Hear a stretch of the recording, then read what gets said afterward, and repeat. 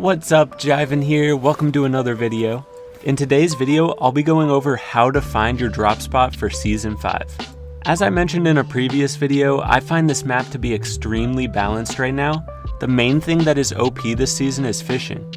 Some people were saying that the RPG/gold AK spot is super OP, and it's definitely a good spot, but it's much less OP than spots like Doom and Stark that were in the last season, so that's good news. Anyway, in this video, I'll be showing you how to find low-key drop spots that give you good loot, and also I'll be describing my thought process when trying to master a POI. I've had so many requests for this video, so I hope this helps you out. Let's get it. So part 1, I'll be talking about how to build a low-key smart loot path. This can be done almost anywhere on the map, so I'm just going to walk you through the thought process of how I do it, and then you can go build your own path. The reason that I suggest you build your own path is because if I talk about a drop spot in this video, there's probably going to be a lot of people going there, and it won't be low-key anymore, you feel? So make sure you're paying attention to how I make a loot path and try to make your own after this video. If you're still having trouble building your own loot path after this video, or just want my opinion or insight on the path that you make, you can DM me on Twitter. I'll be selling 15-minute coaching sessions where we can go over this. So first things first, you should go to this website called Fortnite.gg. On this site, you can sketch loot paths, see where all the chests, fish, and everything is, and just make a rotational game plan. So I'm gonna make a few right now. First things first, you gotta come over here to spawns and turn on the things that you wanna be shown on the map. I'll probably turn on chests, floor loot, fishing rods, fishing holes, maybe ammo boxes, but yeah. So first thing when picking your drop spot is obviously you wanna find a part of the map that you wanna land on. Honestly, any part of the map is so good to land at right now, so I'm just gonna choose a random one. Let's go down here to Weeping. So most people in Weeping land up in this area here, so maybe I wanna let's land at this gas station here, right here. So you can draw on this map. So let's say I land here, and my typical rotate out of here, we're just gonna say is this to there, and then there, up here, and then grab fishing rods and fish down or up the river, one or the other. That'll get you a really good amount of loot because you'll get all these chests. It's like 6 chests, maybe you get the bridge also, and some ground loot. And then you get fish, and fish now, you can fish up rift fish, which is really great for rotates. So maybe you get some good shield, you get some good fish, and then you're chilling for the late game. But let's say that you land here, you rotate up here, and then you realize somebody landed at this tower. You can easily just switch up your path. Maybe you want to go sneak a fishing rod, and then fish down this river, and just get all this loot, you know? You can adjust your loot path based on where people land around you. So that's one example, but let's look at another. Keep in mind, I highly recommend making your own loot paths. That way, it's a secret to you. It'll be far more valuable if you have your own personalized spot. This video is just little tips that can help you out when you're making your own drop spot. So now let's find somewhere else to make a spot. Let's go down here, like right below retail near Caddy. I love this side of the map, and I'll tell you why. So let's say that you're dropping down to this side of the map, and you're flying in like this, and maybe you're aiming for weather station, but there's like 5 people going there. Well, easy, you can curve to either Caddy, check if anyone's going there. If there's a lot of people there and they have better drops than you, then you can come over to here, check campsite. If nobody's contesting there, maybe you land there. And you can look to rotate either down here, or you can rotate over here, and then go down here, get fishing rods, and just loot that up, and then you can rotate up the map if circle's going that way, or you can rotate this way and go around here up towards Misty, or you can just go right back up the mountain and head this way. There's lots of rotational paths you can take over here, and there's so much loot on this side of the map. So basically, the way I handle a spot like this, where there's tons of different spots that you can land at, I just kind of like high drop it. I try to see where's the least contested spot, and then I rotate to that spot and rotate from there. If you high drop a spot like this, you can see where everyone goes and plan your rotate on the spot. The only thing that's very important in this situation is knowing where all these different chests and ammo crates and fishing spots are. So looking at this map and studying the area can help you to make plans on the spot. But this is kind of like mastering a corner of the map. So let's do one more. So something that I noticed is there's a couple spots on this map that actually have fishing spots now, and it doesn't show up on here. Like for example, this gas station that's kind of near Lazy Lake here. This river actually has fishing spots on it now. It's a new addition. So I actually plan to rotate. I was like, maybe I land at this house here, and I rotate to this ground loot, over to this chest, over here, sneak a fishing rod from here, and then rotate down this river, get this chest and all the fishing spots down here. And then potentially maybe this house isn't looted either. Or maybe I land at the gas station here, and then I try to get a fishing rod. If I don't get a fishing rod, maybe I just ignore all the fishing spots and rotate over here. When you're landing at an outskirt spot like this, the most important thing is just knowing what's around you, where people could land. Like if I land here, maybe someone lands here and I need to rotate away from that or prepare to fight that. It's all about this, knowing your surroundings, where loot is around you, where people are around you. And yeah, you plan your rotate based off where everything is.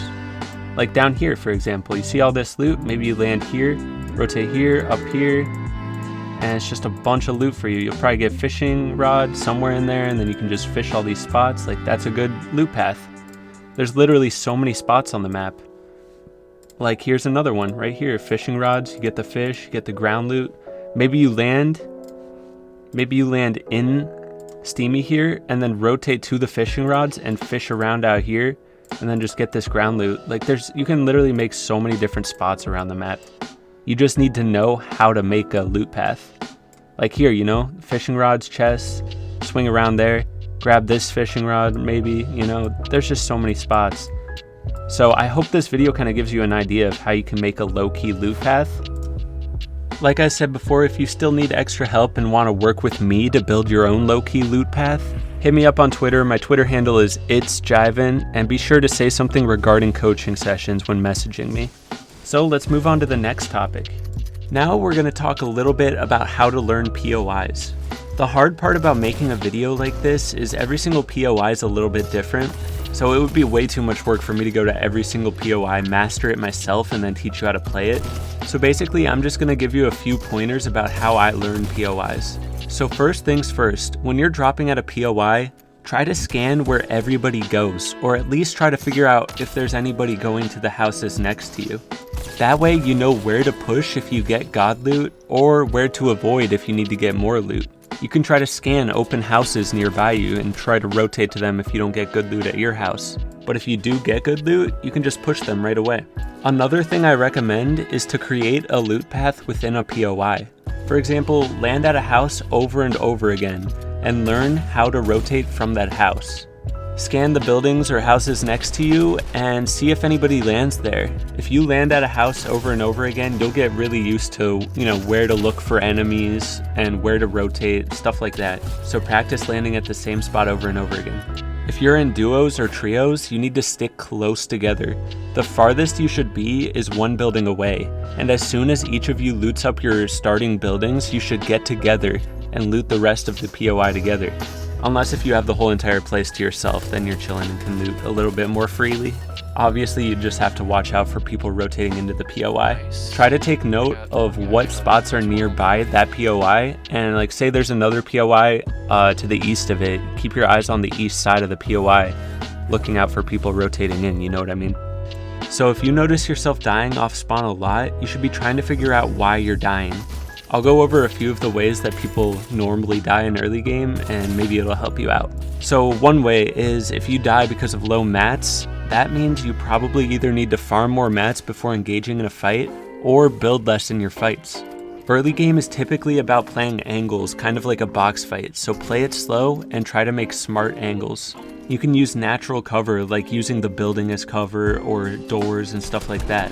If someone's pushing you in the building, just back up and try to get them to walk into a bad peek in the building. Just focus on angles, and if you're not good at box fights, you might need to practice some more box fights to help your early game. Now too, if you die because you have bad loot a lot, sometimes this can't be avoided, but if you die because of this consistently, you may need to scan your area more. For example, a lot of the times when people die because of bad loot, it's because they aren't keeping tabs on the buildings around them. For example, if I know someone lands next door to me, I immediately think I need to push them fast or create distance fast if I don't get good loot. But I'll push them really quickly if I get like a shoddy off rip right away. Maybe I'll just run straight out of my building without looting the rest and try to catch them off guard before they get a shoddy. But if I search the chests in my building and don't get anything, maybe I'll rotate a building away to create some more distance, you know what I mean? Scanning the area, figuring out where the opponents go is crucial. So number 3, maybe you're dying a lot because you keep getting into 50-50s in early game or getting third party a lot. This means you may need to focus on getting better angles.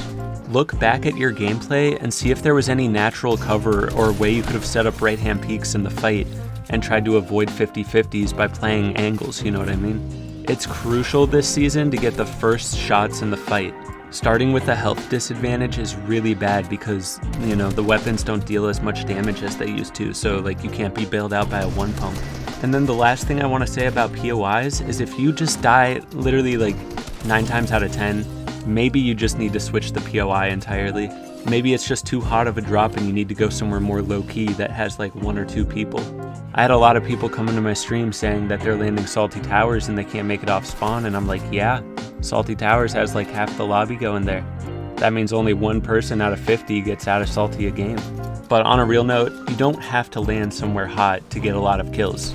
You can land somewhere safe, get kitted up, and then push. In my opinion, landing somewhere that's overly hot, like Salty Towers, is just really risky, and it puts you in like a 50-50 type situation. Yeah, you can frag out really hard, but you could just land on the outskirts of Salty Towers and push in and not have all that risk of whether or not you're gonna get a gun there. So anyways, yeah, I hope this video helps you out. I just want to say a few things. My Discord link is in the description, along with my Twitch, Twitter, Instagram, TikTok, everything. And I never really advertise my other socials, so if you guys want to go support me on there, heck yeah. Just a reminder, if you need extra help with drop spots, shoot me a DM on Twitter and make sure you say something like, hey, I'm interested in getting coaching. Just an FYI, it is going to cost some money just because I got to value my time. I don't have too much free time at the moment. But yeah, thanks again for watching. I hope you liked this video. Drop video ideas in the comments and like and subscribe if you're new. Thank you so much, guys. Peace. Have a nice one.